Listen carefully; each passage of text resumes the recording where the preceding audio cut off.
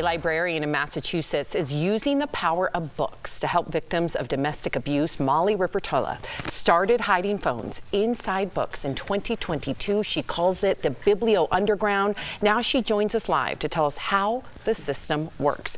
Please welcome to DBL, Molly. Molly, thank you. How you doing? Hi, we're doing great. First of all, I love librarians, and second of all, you are a hero. You help domestic people escape domestic violence by providing secret phones, like Sam said to them. What gave you this idea? So the project began in March 2022 when a friend confided in me about their abusive marriage.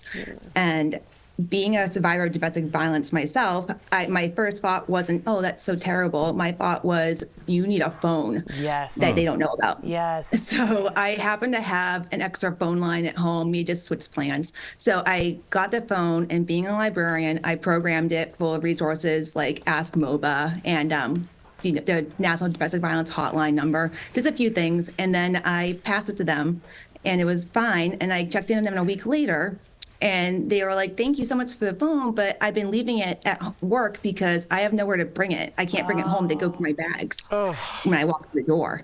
So I was like, oh.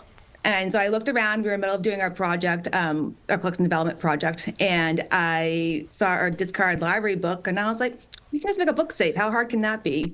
And it was harder than I thought. I bled over a couple. It took a while to get there, but I finally made a crude book safe, and they used it to get the phone to their home, and they were able to make plans and use it to meet with their advocates, and they eventually got out. Unbelievable. Well this is unbelievable. Unbelievable. I mean, I just like that, you know, when somebody told you they were being victimized, you didn't just say, oh, that's terrible. You snapped into action and you did something.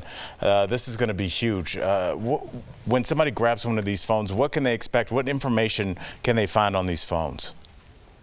So now that I've been working on it for a little while, I've put in so right now for Massachusetts, I have about 90 local contacts or resources. And it's not just domestic violence, because the catch line for the Biblio Underground is checking people out of bad situations. So, of course, domestic violence being one of them.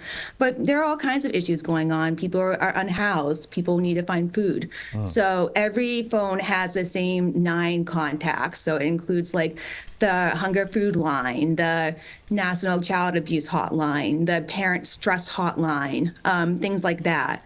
And then from there on, I go and I add more national, local, and international resources. So so basically, I think like a phone will have about, 60 to 75 contacts for national, international, and then extra for their local resources by state.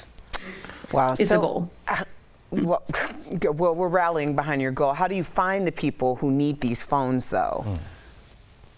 So it's not very hard to find people who need help. We're talking about, there's about, I think, 20 people every minute in this country are abused by an intimate partner, and that's more than 10 million people a year. So unfortunately, it's through the grapevine, I've had people come to me. I've given out some, I call them Book of Them Freedom kits.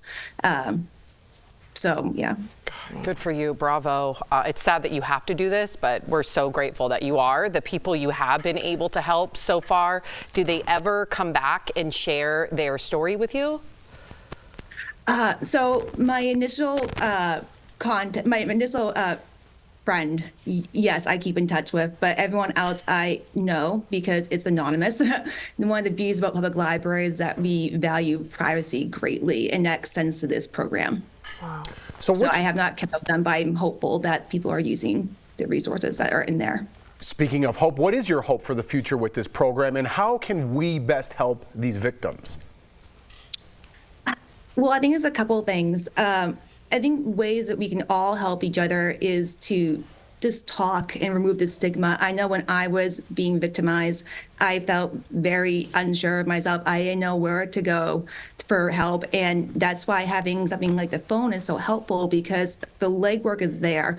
It's so hard when you're trying to better yourself and you keep running into obstacles. You don't even know where to begin. So by having this information in the phone already, it's a head start out the door. my hope for the future is that there is a program like this in every state, and I'd love to like do a trainer and work with libraries across the country to get similar programs or the Biblio Underground in this state going.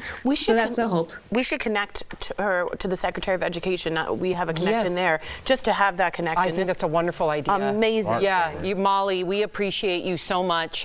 Thank you for doing what you do and for joining us today at DBL. To our viewers, if you'd like to support Molly, you can check out her website, bibliounderground.org, or you can scan the QR code on your screen and donate to her GoFundMe page. And if you or someone you know needs help with domestic abuse, please call the number on your screen. Thank you again, Molly. Thank you so much. We'll be right back. Good work. Thank you. Good work.